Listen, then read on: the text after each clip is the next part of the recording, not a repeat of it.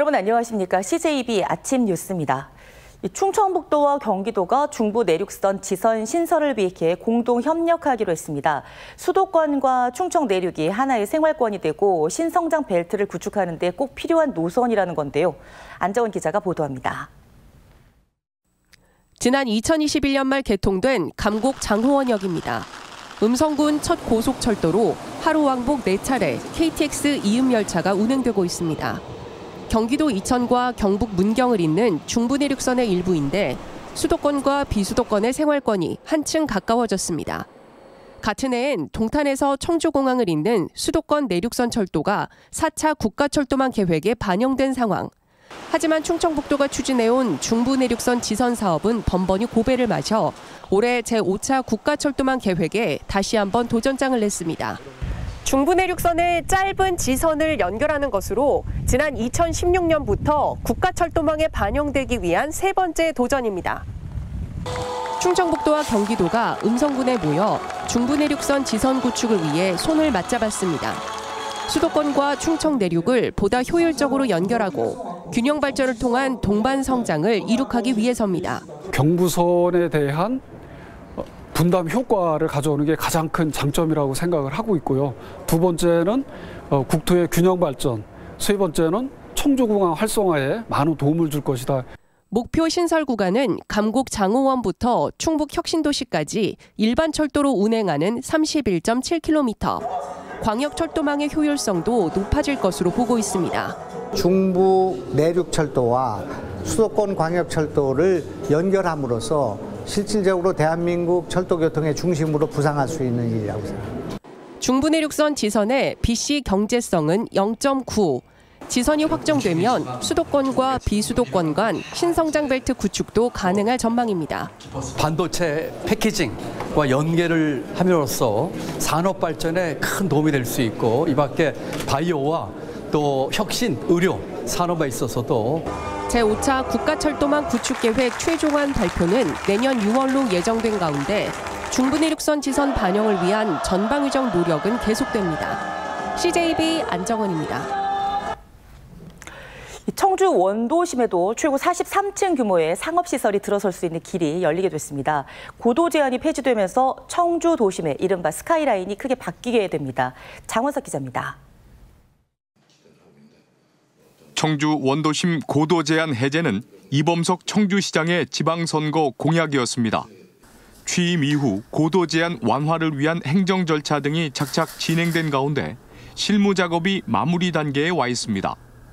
고도 제한이 해제되는 원도심 구역은 옛 청주시청 인근부터 육거리 시장까지입니다. 기존 근대 문화지구와 역사 문화지구, 전통 문화지구 3개 소구역은 최대 44m 고도 제한에 묶여 있었지만 상업지역은 130m, 주거지역은 108m까지 높일 방침입니다. 고도 제한이 대폭 완화되는 것으로 상업지역의 경우 최고 43층 높이의 건물이 들어설 수 있습니다. 아파트 단지 등이 들어서는 2종 일반 주거지역의 고도 제한인 평균 25층 조항은 이미 폐지해 주거단지의 스카이라인도 큰 변화를 맞을 것으로 보입니다. 8개 공원의 자연 경관지구에서도 음식점과 카페, 공연장 등의 건축이 가능해졌습니다. 청주시는 상업시설이나 아파트 단지의 용적률은 유지하면서 고도 제한을 완화해 구역별 특성을 살린 건축물이 들어설 수 있도록 유도할 방침입니다. 특화된 단지 설계가 가능해지고 단지 바람길 확보 및 스카이라인 조성 등 경관 관리가 가능해졌습니다. 원도심 상인들은 이번 조치가 상권 활성화로 이어지기를 바라고 있습니다. 정주행가 늘어남으로써 성안길 중앙동 또 우리 육거리에는 상권 활성화와 원도심 개발에 굉장히 좋은 영향을 줄 거라고 저희들은 생각하고 있습니다. 청주 원도심 고도 제한 해제는 도시계획위원회와 도시계획건축심의위원회를 거친 뒤 오는 9월쯤 지구단위 계획으로 결정 고시됩니다. CJB 장원석입니다. 오송 지하차도 참사를 수사 중인 검찰이 신병대 청주시 부시장을 소환했습니다. 검찰 수사본부는 어제 오전부터 신 부시장을 불러 하천관리 권한을 위임받은 청주시가 미호강 임시제방을 제대로 관리했는지, 재난대응을 적절하게 했는지 등을 추궁하고 있는 것으로 전해졌습니다. 현재까지 법인 2곳과 40명을 재판에 넘긴 검찰은 중대재해처벌법 적용 여부를 두고 관련 수사를 이어가고 있습니다. 충북대학교 병원은 보건복지부에 올해 하반기 신규 전공의 59명을 모집하기로 신청했다고 밝혔습니다. 이번 신청은 부족한 전공의 인원을 파악해 복지부 장관 직속 수련환경평가위원회에 모집 신청을 하라는 정부 방침에 따른 것입니다. 병원 측은 미복귀 전공의 배결 2명 가운데 복귀 의사가 없는 것으로 확인된 4명에 대해서 계약 만료 처리하고, 의사가 불분명한 108명에 대해서는 처리를 보류 중인 상태입니다. 덥고 습한 날씨가 이어지면서 모기 개체수가 크게 증가한 것으로 나타났습니다.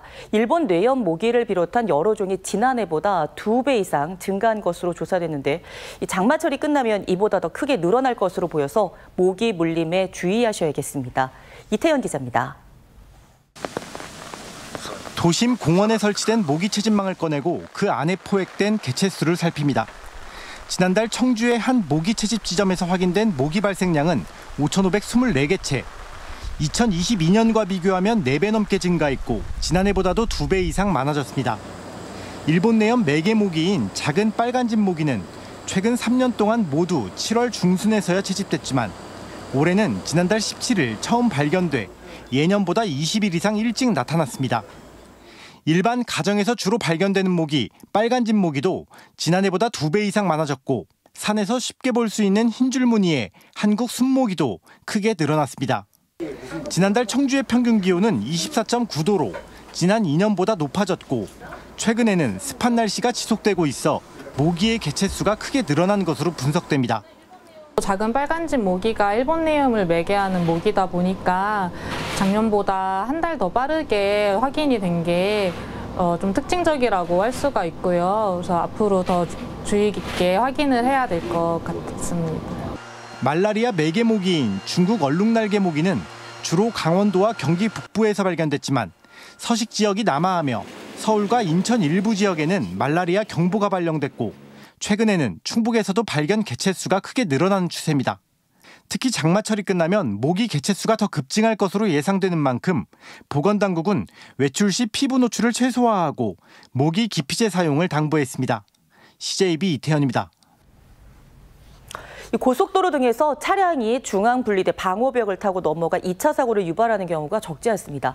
이럴 경우 대형 교통사고로 이어질 수도 있는데요. 그래서 더 튼튼한 중앙분리대가 필요하다는 목소리가 있었습니다.